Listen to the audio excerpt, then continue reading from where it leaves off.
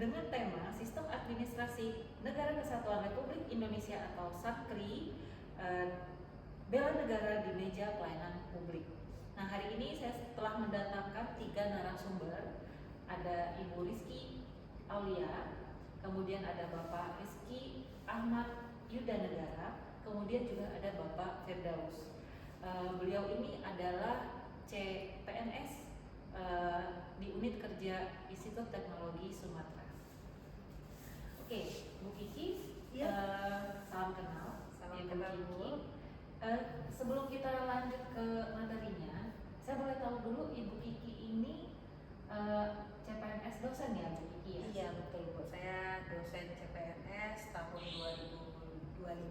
Oke, kalau boleh tahu ini adalah pengalaman pertama mengajar atau Ibu Kiki sudah menjadi dosen sebelumnya? Sebelumnya itu saya dosen juga di ITERA, tapi non PNS Bu. Jadi pada saat 2024 saya mulai menjadi dosen itu sebagai non PNS. Nah sekarang pada tes 2024 juga itu saya tes CPNS dan dilantiknya 2025. Oke, terima kasih Bu Kiki. Kalau Pak Yuda sendiri sebelumnya dosen juga? Oke, sebelumnya ya saya dosen juga, dosen non ASN di Teknologi Sumatera. Kebetulan masuk menjadi dosen di 2020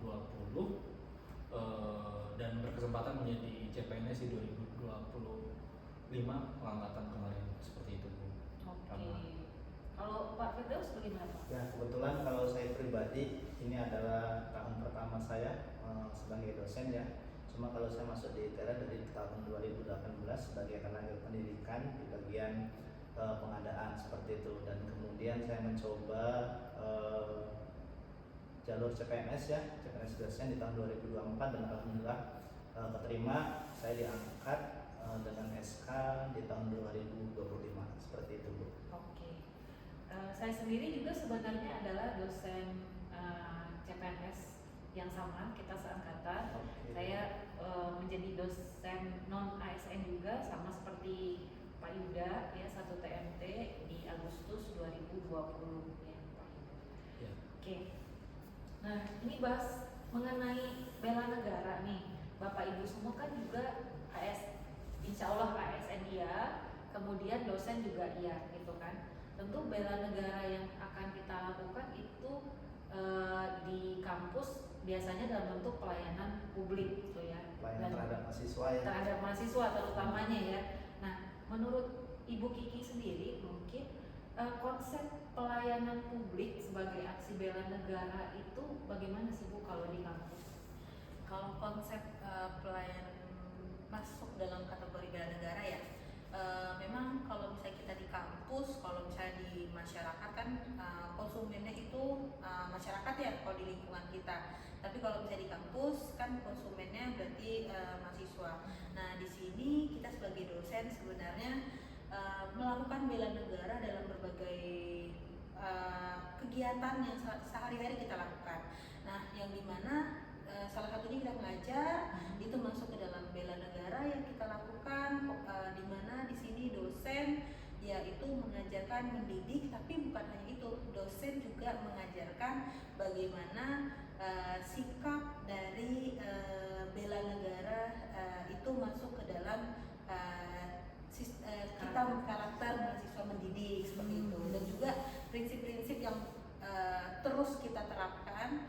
Salah satunya konsepnya itu di mana ada profesional, kita harus profesional, sikap jujur yang harus diterapkan. Nah, kalau dalam mahasiswa sikap jujur itu seperti apa? Yaitu di mana sikap jujur itu mahasiswa kita sama-sama dosen pasti menerapkan, kita pas kuliah juga dosen-dosen kita terdahulu juga menerapkan yang di mana nilai atau pada saat UTS, UAS itu tidak boleh mencontek. Nah, itu kan salah satu penerapan dari bela negara yang simple tapi memang sudah diterapkan dari awal perkuliahan mereka seperti itu sih. Jadi nanti itu diharapkan bisa menjadi karakter kalau mereka sudah terjun ke masyarakat begitu ya. Jadi karakter-karakter dasar yang dibentuk dengan aturan-aturan yang ada seperti itu. Itu menurut saya adalah konsep yang dibikin oleh institusi pendidikan perguruan tinggi mahasiswanya memiliki jiwa bela negara, karena pada saat mereka bisa menerapkan jiwa bela negara, nah mahasiswa tersebut terbentuk karakternya dan akan di masa depan pada saat mereka lulus mereka punya karakter yang kuat, jadi tidak terpengaruh oleh lingkungan-lingkungan, jadi mereka sudah bisa memfilter seperti itu. Oke, kalau menurut Pak Yuda, Pak Firdaus dulu mungkin ya, Ya, menurut boleh. Pak Firdaus sendiri, praktik di kampus sendiri nih untuk pelayanan publik sebagai aksi bela negara itu seperti apa Pak yang Bapak pilih? Oke, baik, terima kasih Bu Rama. Saya coba di sini kita saling share pengalaman ya Bapak Ibu sekalian. Jadi kalau menurut saya pribadi, pelayanan kita terhadap mahasiswa ya, karena memang yang kita bahas ini adalah konsep pelayanan di dalam kampus ya. Berarti pelayanan kita terhadap mahasiswa itu harus yang adil dan transparan. Maksudnya apa? Transparan nih contohnya. Berarti kita misalkan memberikan nilai kepada mahasiswa itu harus memang objektif ya. Kemudian hasil dari mereka mengerjakan tugas mereka kita buka secara transparan ya hasil mereka. Dan misalkan kalaupun mereka ada yang meminta transparansi nilai, kita berikan secara terbuka seperti itu. Kemudian adil. Nah, konsep adil di sini adalah kita tidak boleh membedakan ya, baik itu ras, baik itu suku, warna kulit dan sebagainya. Kita harus secara adil memberikan pelayanan terhadap mereka, karena memang mereka adalah di sini sebagai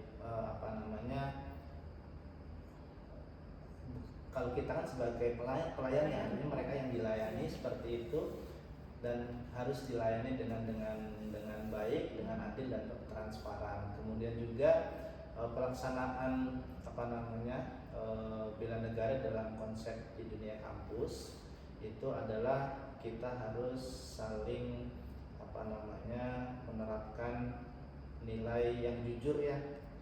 Jangan sampai kita sebagai pengajar, sebagai pendidik itu kita tidak mencerminkan nilai yang jujur, tidak menanamkan nilai kejujuran kepada mahasiswa. Itu adalah salah satu bentuk pelayanan yang ada di dalam dunia kampus. Seperti itu sih Bu, kalau untuk saya pribadi. Oke, tadi Pak Firdaus menyinggung tidak boleh membeda-bedakan dengan pusara, dan juga mungkin kalau di dunia kampus termasuk UKT ya Pak ya. Betul, Jadi ya. UKT-nya yang paling Tinggi, tinggi, UKT rendah itu rendah, pelayanannya sama ya sama, Pak. betul. Oke. Nah, sekarang kita ke Pak Yuda. Oke.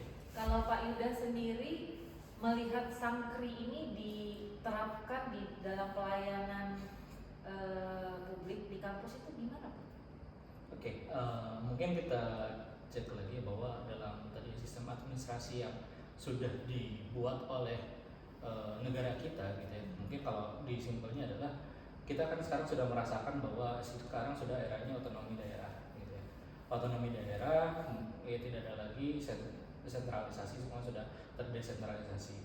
Nah, kalau kita melihat di kebijakan publik yang kita terapkan sebagai dosen, berarti kita melihat tadi mungkin sama seperti Pak Firdaus maupun Bu Rizka Ulia, kita melihat bahwa tuan kita atau mungkin kita harus melayani gitu ya, atau job desk kita sebagai dosen adalah mendidik dan menjadi pelayan baik itu akademik maupun non akademik dari mahasiswa.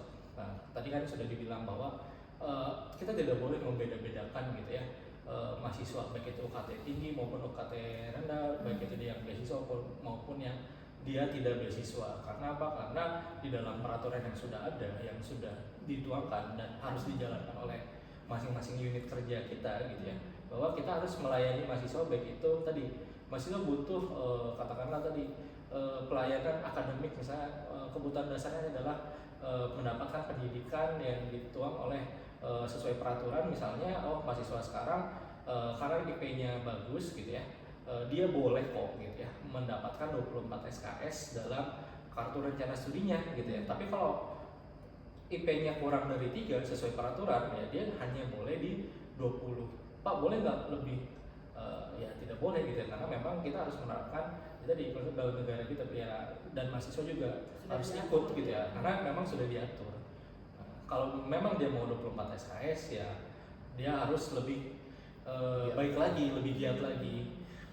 Atau misalnya kalau misalnya mahasiswa itu tidak mengerti di dalam kita memberikan pelajaran, ya ketika mahasiswa itu menanyakan, Pak boleh nggak ada jam di luar jam pelajaran, kita boleh kok gitu ya. Memang sudah diatur, itu kita harus memberikan pelayanan juga gitu ya, sampai mereka mengerti gitu ya. Baik itu secara ya tadi ada kelas tambahan kah, atau ada ikut penelitian kita atau pengabdian pada masyarakat yang kita lakukan sebagai tridharma perguruan tinggi kita, seperti itu. Oke, ini pertanyaan terakhir nih untuk Bapak Ibu. Menurut Bapak Ibu, apa nih peran Bapak Ibu sendiri untuk menjawab tantangan di masa depan terkait pelayanan publik sebagai aksi bela negara dengan sistem SAMKRI? Mungkin singkat dan padat saja, silakan. Sebenarnya kalau untuk dibilang tantangan dalam kita mewujudkan bela negara berarti kan ya. Sebenarnya kalau dalam dosen di kampus ya, dosen ini kayak susah-susah gampangnya di mana susahnya itu adalah pada saat kita membela negara itu kan ada yang namanya, kalau kita yang dosen ya itu tuh kita ada memprioritaskan atau mendahulukan, karena kita kan peran ganda gitu. Jadi peran ganda ini kita sebagai pendidik, nah dan kita juga sebagai peneliti. Nah itu kan ada peran yang double yang dimana kita harus bisa membaginya. Nah, itu kayak sebuah tantangan yang harus kita selesaikan di masa depan. Apalagi gitu. sekarang tantang Kegiatan target terkait penelitian ini dari negara sendiri harus ditingkatkan. Iya betul. Ya. Sudah. Tapi kan kita namanya kita di kampus itu prioritas kita sebenarnya pendidikan, karena yang dibalikkan adalah pada saat diinformasikan bahwa mahasiswa itu adalah konsumen kita gitu. Jadi menyeimbangkan antara kita punya tiga tridharma perguruan tinggi, nah tiga itu harus jalan seperti itu. Nah perannya gimana nih Bu kira-kira untuk menjawab tantangan itu, peran yang Ibu bisa berikan seperti apa? Saya sih sekarang lagi mengoptimalkan bagaimana semuanya berjalan, tapi mungkin kemarin itu masih terjadi di mana ada yang tidak terfokuskan, tapi mahasiswanya ya? Iya betul, tidak terfokuskan, dan apalagi mahasiswa di ITERA kan dari yang sedikit makin lama makin banyak, nah seperti itu sih Bu. Oke. Kalau Pak Firdaus sendiri gimana? Oke, baik, terima kasih Bu Rahma. Tadi saya menambahkan sedikit dari Bu Kiki ya. Jadi karena memang sebuah tantangan ya, sebuah tantangan kita sebagai dosen tadi sudah disampaikan bahwasanya kita sebagai pendidik juga ya, kemudian sebagai pelayan juga ya. Nah, menyeimbangkan itu semua kita butuh effort ya Bu ya. Kita harus butuh energi ya, kita melayani mahasiswa dan juga kita harus mendidik mereka. Tapi kalau dari pandangan saya, kita sebagai dosen yang untuk memberikan pengetahuan kepada mereka itu saya tidak terlalu sulit. Kenapa? Karena di zaman sekarang kan kita sudah dibantu dengan AI ya. Nah itu juga bisa menjadi sebagai sumber pengetahuan mereka. Yang sulit dalam mendidik mahasiswa adalah bagaimana menanamkan tadi itu ya rasa bela negara kita ya, kemudian nasionalisme dan sebagainya adalah yang sulit untuk menanamkan kepada mereka. Saya melihat itu sih ya. Jadi tantangannya bukan kita kesulitan memberikan pengetahuan, karena itu sudah bisa dibantu dengan teknologi, sudah dibantu dengan AI. Nah, kita lebih sulit untuk menanamkan value tadi ya, value sebagai warga yang bisa bela negara, kemudian nasionalisme, cinta kepada NKRI, seperti itu. Apalagi sekarang ada iming-iming kalau di negara lain lebih nyaman dibanding negara sendiri. Iya betul, ada hashtag Hashtag apa? Kabur aja dulu aja. gitu ya. Iya, Nah, ini tantangan kita di isu-isu seperti itu betul, gitu ya. iya. Sebagai Gen Z saya pernah mikir kabur aja dulu. Iya, karena informasi kan di mana-mana, vlog di mana-mana. Misalnya ada yang bilang, oh di Amerika gajinya sekian, ngapain di Indonesia? Nah, mungkin di situ ya menanamkan gimana dengan kondisi yang terbatas ini, tapi kita tetap bangga dengan bisa melihat sisi baik dari negara kita. Betul. Kalau Pak Yuda sendiri gimana? Panjang sih. Oke, terima kasih. Ya, mungkin tadi sedikit menambahkan dari yang Pak Firdaus. Kita memang sekarang sudah di era AI, gitu, artificial intelligence, di mana kita harus tahu bahwa itu tidak mungkin bisa kita bendung, tapi gimana caranya kita bisa berelaborasi dan kolaborasi dengan itu. Ya, tadi mungkin mahasiswa kita itu adalah generasi Z mungkinnya untuk sekarang yang mahasiswa yang masuk di 2026 ini, yang mereka yang mungkin lebih cepat gitu ya dalam beradaptasi dalam AI adaptif gitu ya. Kita harus adaptif juga gitu ya. Nah, kayak mereka sudah adaptif dan kita juga harus adaptif juga gitu ya. Kita harus cari tahu bahwa AI ini apakah akan diarahkan kepada positif ataupun negatifnya. Dan juga tadi mungkin dalam sistematisasi di kita ya sebagai kampus gitu, apakah kita sudah mendukung atau tidak, atau ada do and don'ts-nya, larangan dan yang diperbolehkannya gitu. Ya mereka boleh mencari literasi, mereka boleh mencari beberapa pandangan dari beberapa tulisan gitu ya. Kalau mungkin zaman kita mungkin ya kita harus mencari beberapa jurnal gitu ya, mencari satu-satu. Kalau mereka hanya menuliskan seperti itu. Jadi kita juga kembali gitu ya, harus adaptasi dalam melihat ketika kita memberikan tugas mereka ya pasti akan mencari dengan AI. Dari AI tersebut apakah mereka hanya copy paste atau gimana tuh, itu mungkin menjadi salah satu tantangan kita dalam penerapan belajar dan mengajar di lingkungan kampus seperti itu kurang lebih. Oke. Nah kalau saya sendiri ini saya melihat tantangan saya itu adalah di segi informasi justru ya, karena dengan banyaknya informasi beredar baik dari media massa online ataupun potongan-potongan di TikTok gitu. Nah itu sangat cepat mempengaruhi pola pikir mahasiswa juga, termasuk kita ya juga, karena informasi berjalan cepat tapi waktu kita untuk menganalisa informasi itu kurang. Nah sedikit banyaknya ini kan isu-isu ini pasti diangkat di kampus gitu ya, yang relevan dengan apa yang sedang kita ajarkan.